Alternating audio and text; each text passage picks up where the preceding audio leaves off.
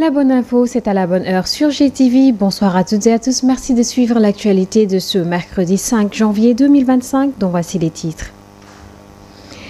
Les étudiants en master de l'université Cheikh Anta Diop de Dakar réclament leur bourse, là d'attendre leurs 14 mois d'arriéré de bourse que la direction des bourses avait promis de solder en février. Ces étudiants ont manifesté leur colère ce mercredi face à des forces de l'ordre déterminées à les contenir. Les affrontements se sont poursuivis durant toute la journée. Les détails dans cette édition. La 49e promotion de la police nationale célébrée ce mercredi. Après 8 mois de formation, 2753 élèves policiers sont mis au service de leur pays en tant qu'élèves commissaires, officiers, sous-officiers ou encore élèves agents. Le compte-rendu de la cérémonie de présentation du drapeau dans ce journal. Dans la rubrique santé de ce mercredi, nous parlerons de la cataracte, une pathologie ophtalmologique qui touche en général les personnes âgées. 35 à 50 000 cas sont diagnostiqués par an. Plus de détails dans cette édition que nous allons développer juste après ceci. C'est une technique.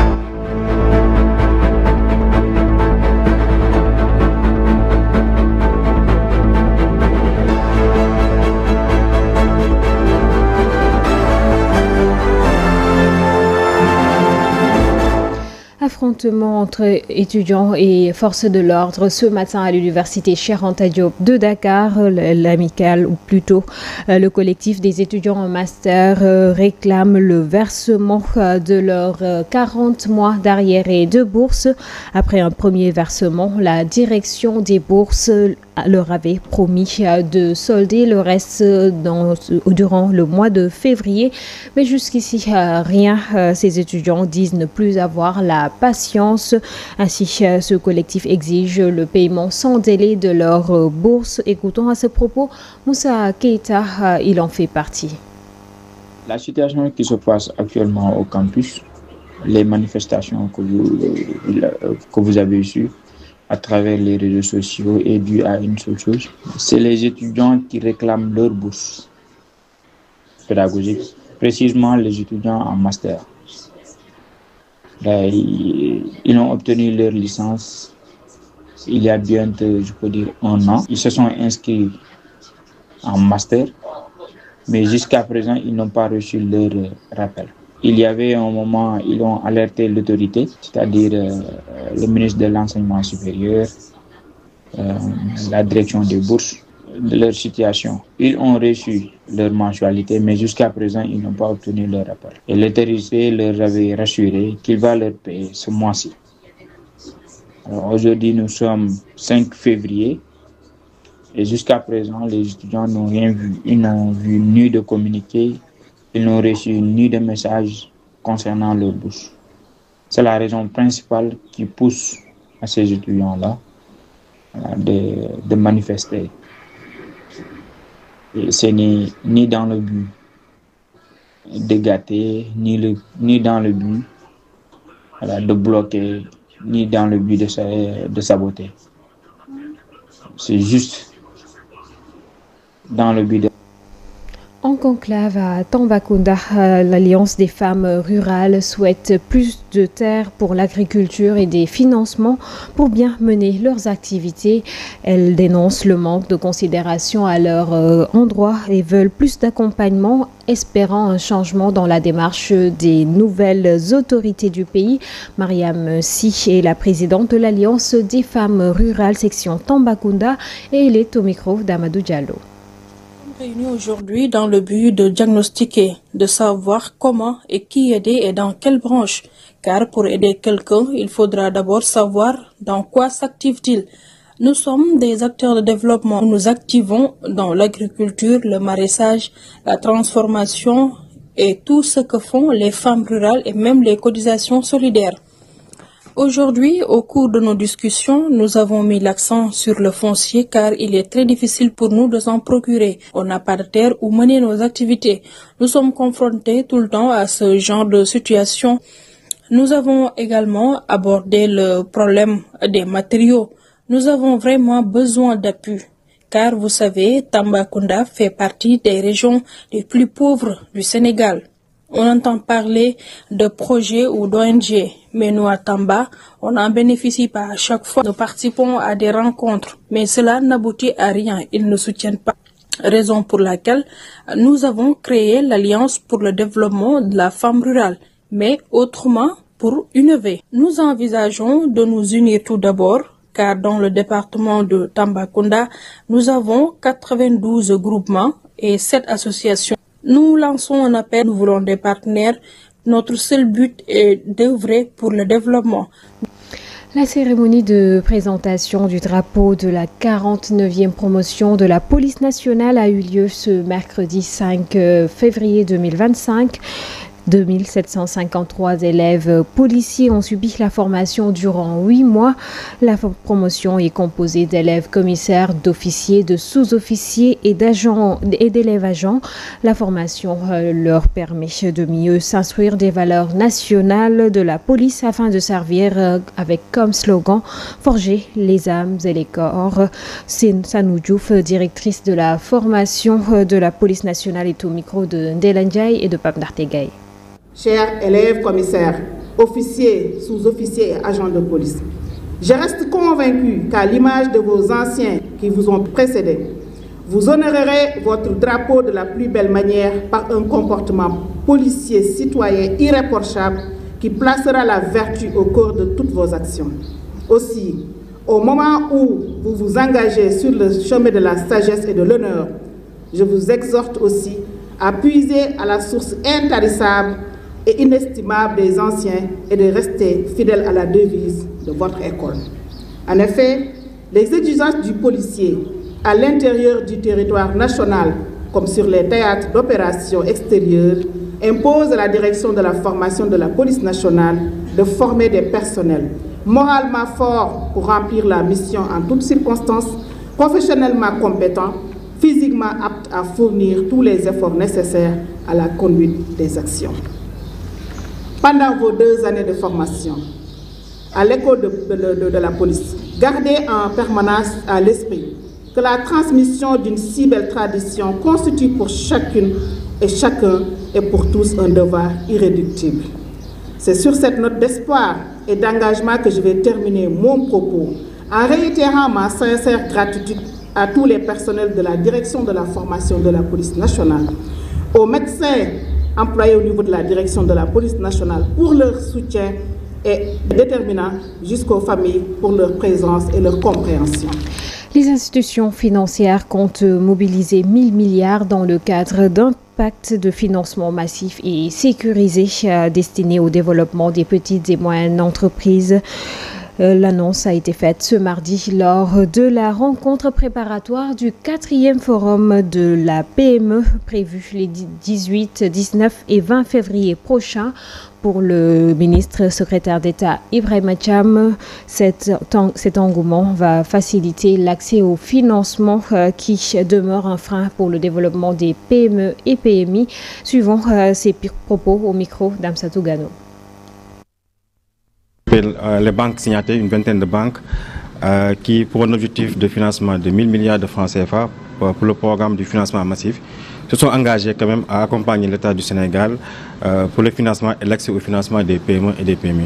Donc ce matin, on a fait une bonne réunion avec ces banques et quelques structures, le Fonds 6, le Fonds GIP du moins, et les structures d'administration publique, pour voir un peu le contour et le contenu même de ce pacte, pour avoir beaucoup plus de visibilité, pour pousser davantage les acteurs institutionnels, financiers et les services de levée de fonds pour accompagner davantage ce programme de financement massif. L'objectif visé, c'est juste faciliter l'accès au financement. C'est une problématique qui demeure depuis plus de 20 ans et qu'on n'arrive pas toujours à avoir une solution par rapport à ça. Donc on a jugé nécessaire de revoir un peu le dispositif et les programmes qui existaient. En date, le programme de 2020 du financement accès que porte là des PME avec les institutions comme GIZ, pour voir un peu comment renforcer ce programme.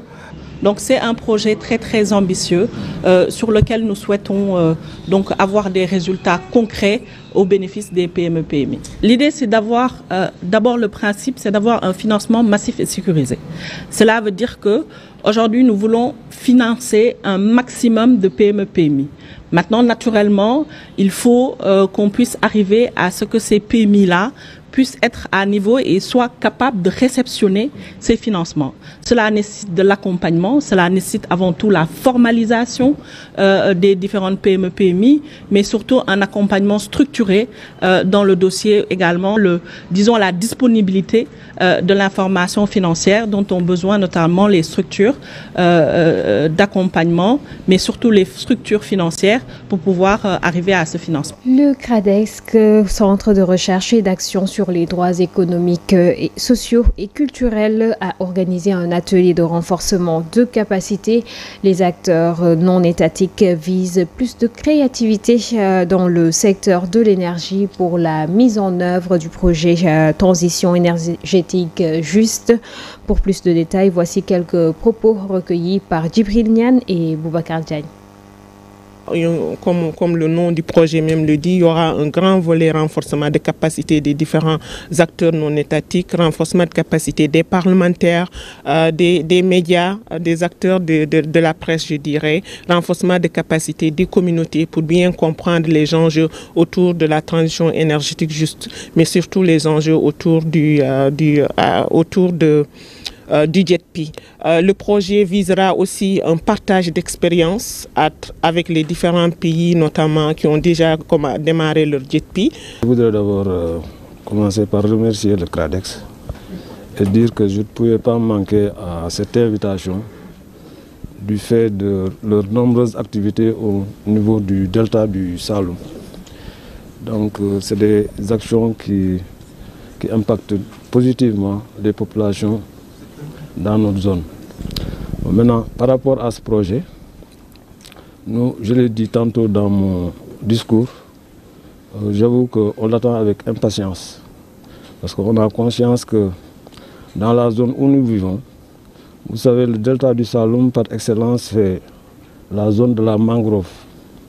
Et cette mangrove s'est dégradée considérablement durant ces dernières années, du fait de l'action des hommes.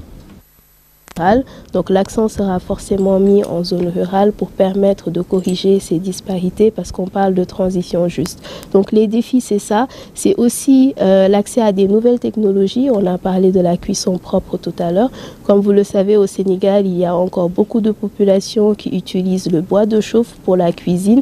Donc un des objectifs également, c'est de pouvoir éradiquer cette utilisation-là qui entraîne une déforestation massive sur le pays. L'ouverture d'un atelier régional d'information et de partage sur le projet de relèvement d'urgence et de résilience. À cette occasion, le gouverneur de Saint-Louis est revenu sur l'importance et les avantages de ce projet de résilience face au changement climatique.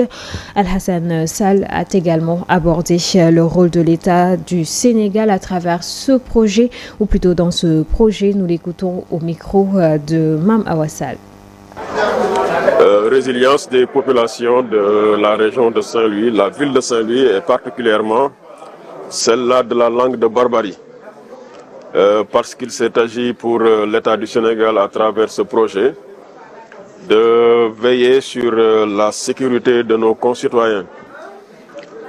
Cela menacé par l'avancée de la mer, cela menacé également par la brèche, et cela menacé par les inondations.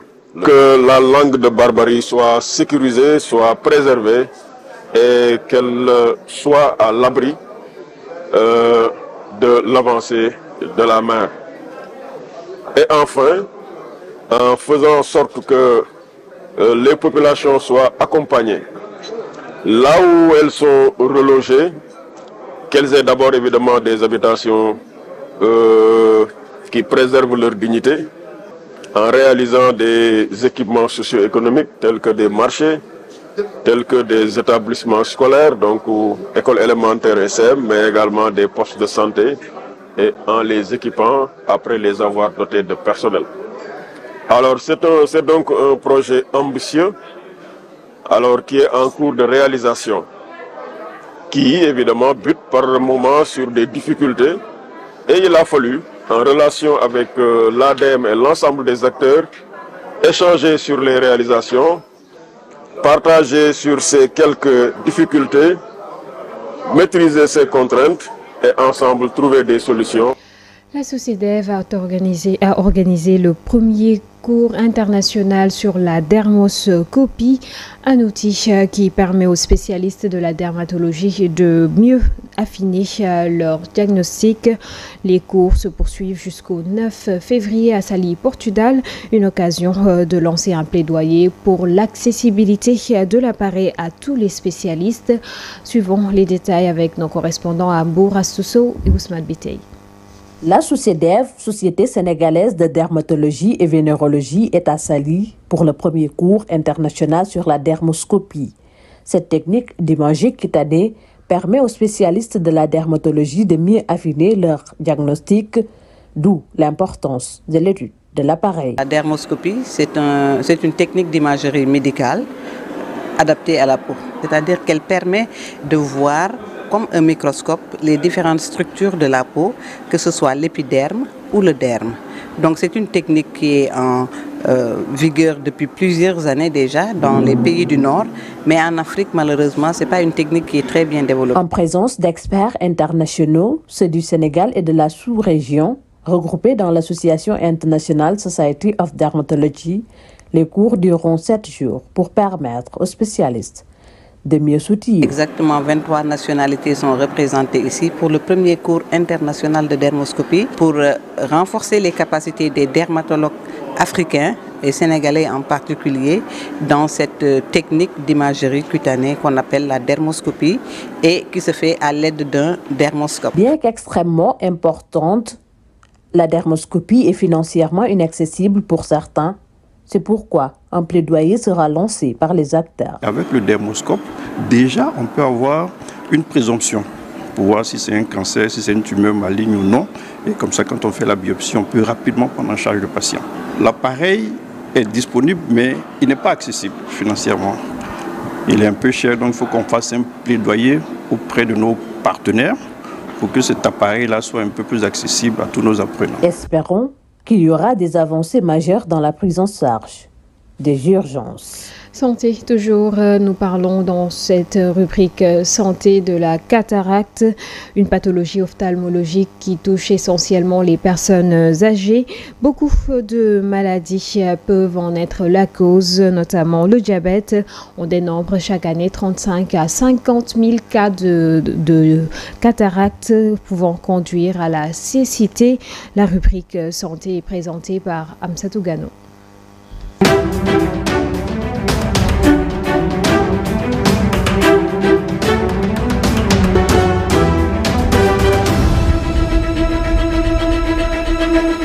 Comme on a l'habitude de le dire, les beaux yeux font le charme d'une personne.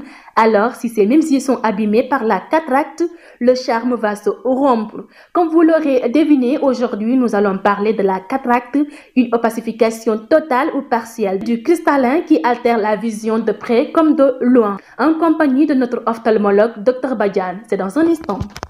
Dans la vie de tous les jours, des personnes font face aux maladies des yeux, dont la cataracte, qui n'est pas inconnue aux gens, entoure dans les hôpitaux sénégalais. Aurait suffi pour faire le constat, des patients font la queue devant le bureau d'un ophtalmologue pour une consultation, traitement ou une prise de rendez-vous portant sur l'intervention chirurgicale. Dr Badian revient sur la cataracte. Il faut dire que la cataracte est une opacification du cristallin.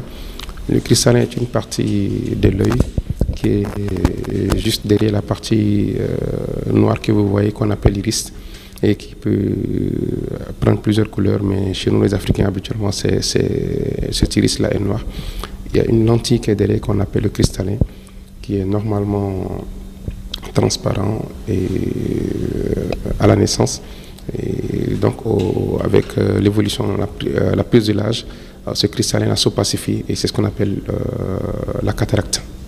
Au Sénégal, les chiffres de la cataracte sont énormes car chaque année, on dénombre 35 à 50 000 cas selon le ministre de la Santé. Dans ce schéma, l'âge constitue le premier facteur de risque de la cataracte. Habituellement, c'est dû à la sénilité, c'est dû à l'âge et au vieillissement. Et plus la personne prend de l'âge, il y a un risque d'apparition de la cataracte. Mais aussi, il y a d'autres formes de cataracte qui existent aussi. Ce sont les cataractes traumatiques. Lorsqu'une personne subit un traumatisme au niveau de l'œil, que ce soit un traumatisme fermé ou ouvert, il y a des risques de survenue de cataractes qui peuvent être survenir immédiatement, mais au cours de l'évolution, plusieurs semaines ou années après. Mais il y a aussi d'autres étiologies, d'autres causes, comme certaines maladies même de l'œil, certaines inflammations de l'œil qu'on appelle uvite. Il y a aussi des maladies générales comme le diabète qui peuvent être aussi à l'origine d'apparition de cataractes. Selon notre ophtalmologue, Dr Badiane, les symptômes de la cataracte sont nombreux et variés. Oui, il y a des manifestations pour cette maladie-là, notamment la baisse de la vision. C'est-à-dire que la personne a du mal à voir correctement, nettement, et sous forme de sensation de brouillard. Et il peut apparaître aussi comme des taches dans le champ de la vision, mais aussi la personne peut avoir, des éblouissements. Et cette baisse de la vision là va évoluer progressivement, mais aussi il y a quelques signes souvent qui apparaissent. Le fait de voir double, c'est ce qu'on appelle la diplopie. C'est pratiquement aux alentours de 65 ans que se font ressentir les premiers effets de la cataracte. Cependant, d'autres causes plus rares peuvent provoquer son apparition chez des sujets plus jeunes. C'est pourquoi même les conséquences sont désastreuses, car pouvant conduire à la cécité. Mais en fonction de l'évolution de la maladie, la vision basse va être soit aggravée ou légère. Mais à un stade beaucoup plus avancé où la cataracte est totalement mature, c'est-à-dire mûre, la personne peut perdre la vue définitivement et atteindre la cécité. Si l'on en croit à Dr Badiane, le seul traitement de la cataracte est chirurgical et ce choix est dicté par le degré d'inconfort engendré chez les patients. C'est-à-dire c'est la chirurgie qui nous permet aujourd'hui de traiter la cataracte. Il n'y a ni de collyre, ni de traitement alternatif autre que la chirurgie. Maintenant, cette chirurgie-là, il y a plusieurs formes. Il y a la manuelle, c'est-à-dire l'extraction que nous faisons habituellement pour les cataractes qui sont très mûres, mais aussi il y a des formes que nous utilisons pour extraction par phacoémulsification. Bon, ce n'est pas du laser, mais les profanes l'appellent le laser. C'est ce que vous entendez tout le temps auprès des populations qui disent « je vais me traiter les yeux, je vais traiter la cataracte par laser », mais ce n'est pas du laser. C'est ce qu'on appelle la phacoémulsification. Donc c'est exclusivement chirurgical. Et lorsque le malade est atteint du moins de la cataracte, lorsqu'on fait cette chirurgie-là, on enlève le cristallin qui est opacifié, qui est appelé cataracte, et on le remplace par un implant qui a la même fonction que ce cristallin-là. Et en amont, il faudrait faire au moins une petite radio qu'on appelle la biométrie au moins pour voir la puissance de cet implant-là qu'on doit mettre à la place du cristallin qui est enlevé lors de l'intervention chirurgicale. Merci de nous avoir suivis. Je vous donne rendez-vous la semaine prochaine avec d'autres actualités ayant trait avec la santé.